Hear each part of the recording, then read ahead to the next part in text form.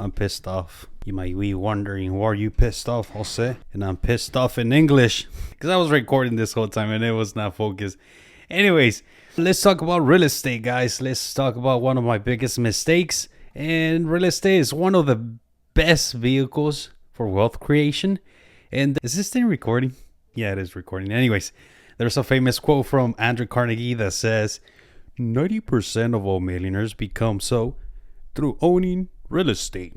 So that means that you have to buy real estate. However, a lot of times people think that, oh, let me quit my job so I can start flipping houses. I can start doing wholesaling. Let me tell you what, that was one of my biggest mistakes. Not everybody is designed to do the same thing. Everybody's different. But for me, it was a mistake. Let me tell you why. Let me ask you a question. Who do you think is going to be your biggest business partner? Ask yourself that question. Well, who's going to be your biggest business partner? It's not going to be your uncle. It's not going to be your coworker, your mama, your tia, your abuela. None of them. They're not going to be your biggest business partner. For your business partner, you want somebody that has infinite amounts of money. So guess who can be your best business partner? Exactly, the bank. The bank has infinite amounts of money. Now, let me tell you what we're going to be able to do with banks, especially right now. I'm partnering with banks, nothing with banks. Well, we are currently in escrow for our fifth house with a FHA loan, and we are paying the down payment with my 401k, and we're only doing 3%. And tell me this isn't exciting, guys.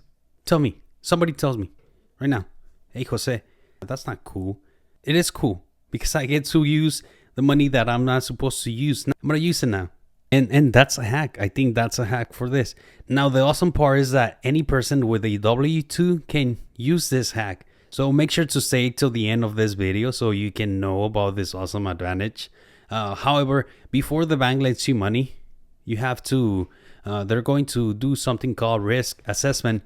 And lenders want to minimize the risk. Of course, if someone comes and asks you for money, or hey, Jose, can you lend me money? Of course, I'm not going to lend them money. And especially if they don't have a job, or if I know that they have a history of not paying.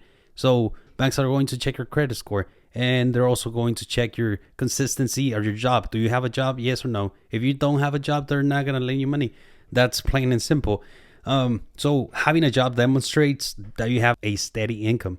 So a steady income demonstrates your capacity to make consistent monthly mortgage payments, because that's what you're going to have once you get the mortgage. Now, they want to see consistency, and you're going to show it to them with one. You're going to show it with your work history. What they want to see is that you have been in the same job for 2 years or more, or in the same industry. And they also want to see at least 2 years of W-2 or tax returns. Now, the key word here is consistency. When I first started investing in real estate, I always thought that the best way to start investing in real estate with no money was by doing wholesale deals. Now, a lot of you might not know what wholesaling is. And let me give you all a quick breakdown. Here's the breakdown. This is how it works. So, as a wholesaler, you have to find motivated sellers, and you have to actively seek out properties that are being sold below market value. And these include distressed properties. It includes foreclosure, short sales, or properties that are owned by people that are facing financial hardships, or they have tax liens, or they're going through a divorce, or somebody passed away, they're going through probate, or they need to relocate quickly. And those are people that need to sell. They're not looking to sell, but they need to sell because they're going through life situations that demands the selling. After that, once they find the property, they have to put it under contract. The wholesaler enters into a purchase agreement with the seller, and this contract gives the wholesaler the right to buy the property. Once they have the right to buy the property, they have to find somebody to sell it to, because the wholesalers do not have money. The majority of them do not have the money. So the wholesaler finds the investor who's interested in purchasing the property, and this is typically another investor, such as a rehabber or a buy and hold landlord like me. So I would be the end buyer, right? Once they find somebody to assign the contract to. Instead of buying the property themselves, wholesalers assign the rights in the contract to the end buyer. And this means that the end buyer takes over the wholesaler's obligation to purchase the property from the seller.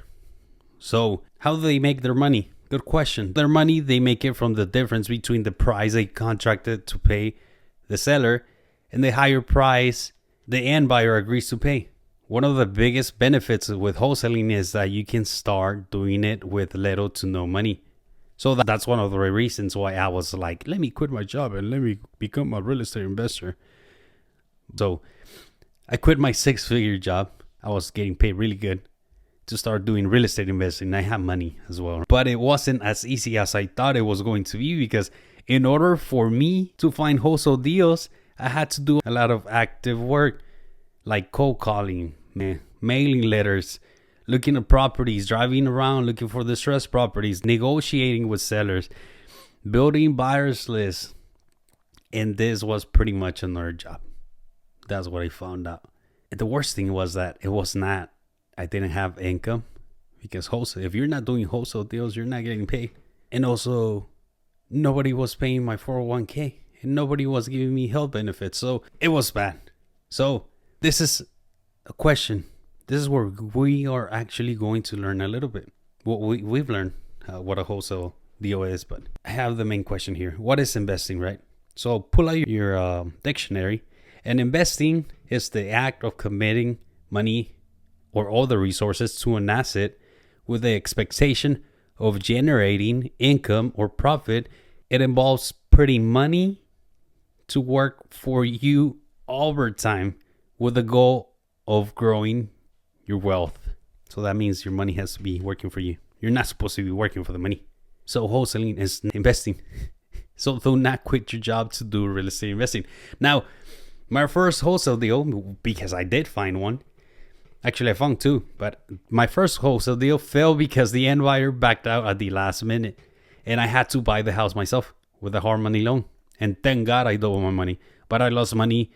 I lost more than $10,000 on commission in taxes, and I hated this. Then I learned that if you don't sell the property, you don't have to pay taxes or commissions. However, if you refinance with a cash out refi, you still get the benefit of making profits without paying taxes. And on top of that, you can actually cash flow if you rent the property. And this is where I decided to become a buy and hold investor. Now, that was real investing. Anyways, 8 months later, I went back to the collision industry. I started working again. And when I wanted to buy a house with a FHA loan, I found out that I didn't qualify because I had been out of my job for more than 6 months. And this meant that I had to wait 2 more full years of employment again to show consistency. Now, I know that was sad. It was sad. I was disappointed. But I had to show consistency again. So I had to wait those 2 years. So now we're using conventional and FHA loans to acquire properties. The safest way to invest in real estate is with good paying job, because banks love that. And this is where I reveal the hack that we are currently using. So did you know that if you're married, you can have up to 20 loans before you have to look for other type of loans? Tell me this isn't incredible. If you're going to invest in real estate, make sure it is passively. You're not going to get rich out of your rent, of course. Therefore, you have to remember that investing is a marathon and not a sprint race. Bring the most value possible to your workplace so you can get paid well. And make sure you're contributing to your 401k to minimize the tax that you're paying on that high income. And then use that tax-free money to go buy a house with a low down payment. The key word here is consistency. So take care of your job and start investing. It's okay to be an employee. Don't be fooled. You either work for someone else or you work for yourself. But I'd rather work for someone else where they're giving me free money with my 401k.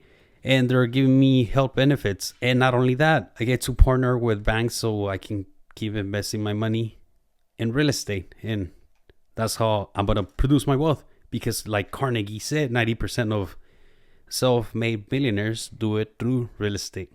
So if you like this video, subscribe, Give me a thumbs up. I'm sorry for my English. I tried my best, but I was a little bit mad because I messed up for an hour my video. But take care. Like I said, subscribe. Nos vemos.